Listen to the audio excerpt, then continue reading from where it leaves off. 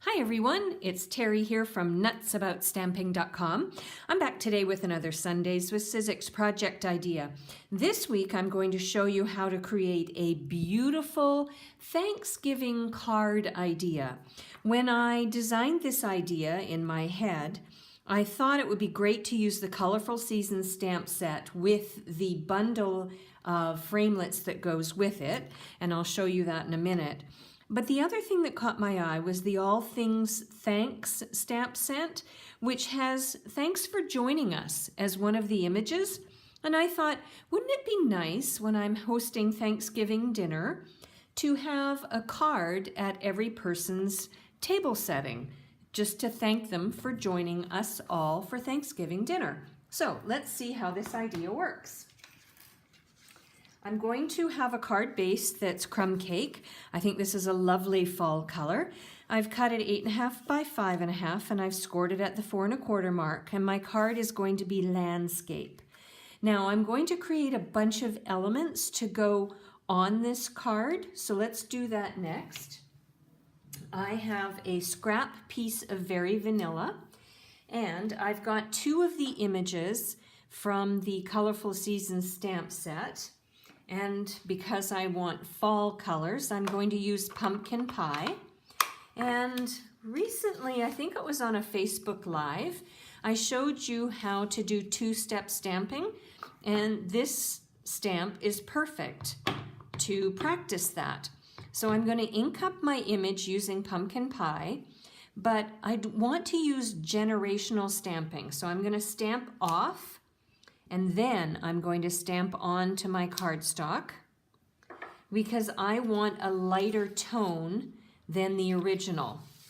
And then what I'm going to do is take this second stamp, that's why it's called two-step stamping.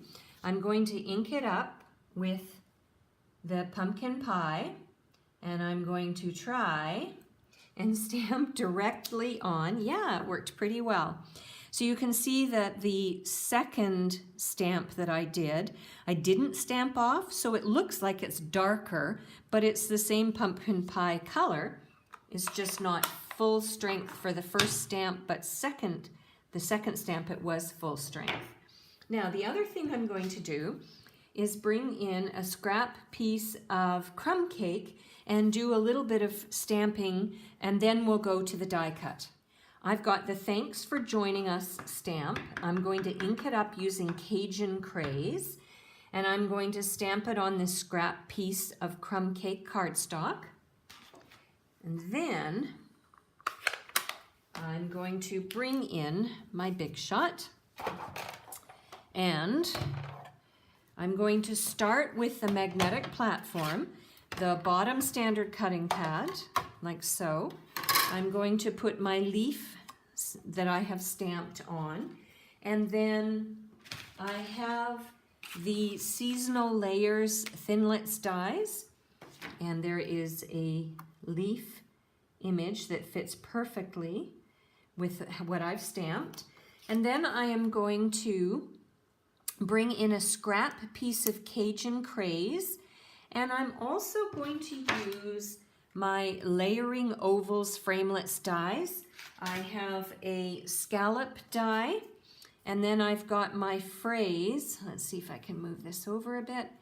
My phrase with an oval that fits perfectly around that. Just adjust a little bit, and then move this in a bit. Now what I'm going to do is put on my top standard cutting pad, and hopefully nothing will slide out of place, and then I'll run it through my Big Shot. I'm going to put this out of the way just for a second. There we go. So I've got my pumpkin pie leaf, my Cajun Craze layer, and my phrase layer. So I'll show you what we're going to do next. So I'm going to bring back in my card base, and I was going to put a layer of crumb cake on top of it, and then I was going to add my leaf. Now before the video began, I stamped using the same method as I did for pumpkin pie. I did Old Olive and Cajun Craze. I just didn't think you wanted to see me roll through the big shot several times. I value my time. I bet you value your time. So what I was going to do was I was going to lay these leaves out like so. This was the design I had in my head. And then I was going to add the phrase. But as I looked at it, it just seemed like it was really plain. It's fine, but it still bothered me because it was so plain. So this week in the mail, I got a new embossing folder. It is called the Swirls and Curls Textured Impressions Embossing Folder. And I thought, you know, it looks kind of like it would be perfect for snow and Christmas cards, which I'm sure it is. But it also has this look of wind blowing, which is really perfect for this time of year. So let's see how this new embossing folder works on my layer for crumb cake. So when using embossing folders, you use the Big Shot platform instead of the magnetic platform. This Big Shot platform comes with your Big Shot, so that's a good thing. I'm going to put my layer of crumb cake inside the Swirls and Curls embossing folder. Get it nice and straight here, or as straight as possible. So I'm going to put my bottom standard cutting pad on. I'm going to put the folder with the fold going first, and then I'm going to add my top standard cutting pad and then run it through the Big Shot. And let's have a look at what it looks like.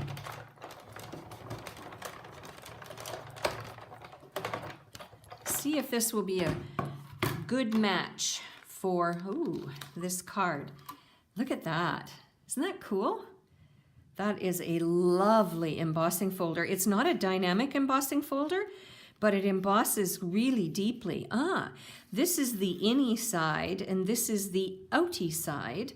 So I think I'm going to use the outie side, and let's finish off the card. So I'm going to adhere my embossed layer to my card front using snail adhesive. I love this tape runner. It works perfectly for paper on paper. So we've got that.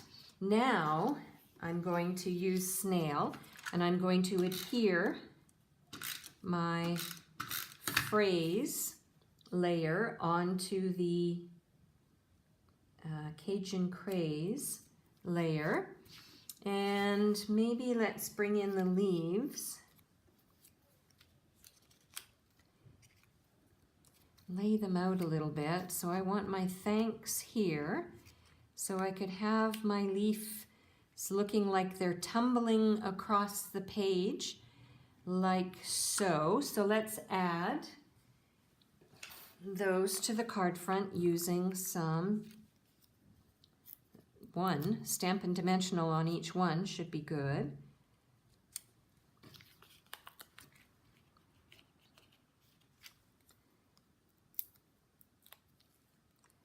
So when I'm laying these down, I'm thinking about the wind blowing them across the front of the card. So I don't want them all going in the same direction. I really want them to look like they're tumbling across the front of the card.